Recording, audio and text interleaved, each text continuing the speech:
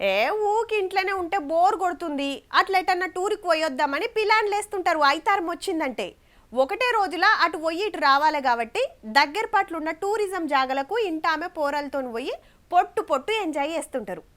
అదే ఓ 4-5 రోజులు సెలవులు వస్తే కొందరు గుళ్ళ బాట పడతారు, ఇంకొందరు ప్రకృతి అందాలు చూస్తానికి కాయిష్ చేస్తారు. హగో అసొంటోళ్ళంతా మునుం పెడుతున్నారు గీడికి.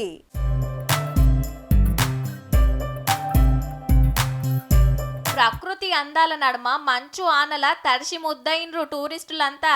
జమ్మూ కాశ్మీర్ గుల్మార్గ్ అందాలకు ఫుల్లు ఫిదా అవుతున్నారు. అగో కొండలు, లోయలు, రోడ్లు, ఇండ్లు, బండ్లు మొత్తం మంచు దుప్పటి కప్పుకున్నట్టే ఉన్నది.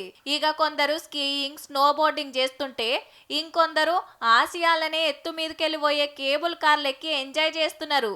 ఇంటోళ్ళు దోస్తులతోని బర్ఫ్ గడ్డల నడుమ -14-15 డిగ్రీల చల్లదనంలా ఆడుకుంటుంటే మస్త్ అనిపిస్తుంది అనుకొస్తున్నారు టూరిస్టులు.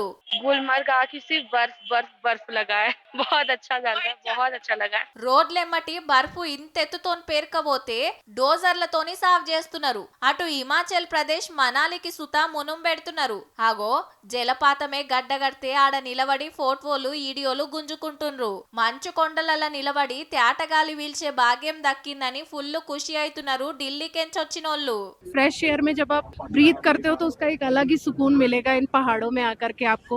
तो आप जब यहाँ आए तो ट्रैक जरूर कीजिए। स्नोफॉल हुई हमने लाइव देखी तो बहुत ज्यादा मजा आ रहा है। फ्रेश एयर है, बिल्कुल फ्रेश एयर है। గింత ముద్దుగా రారమ్మని ప్రకృతి విలుస్తుంటే పోకుంటూకుంటారా? ట్రాఫిక్ చూడుండ్రి ఎంతగానం జామ్ అయిందో.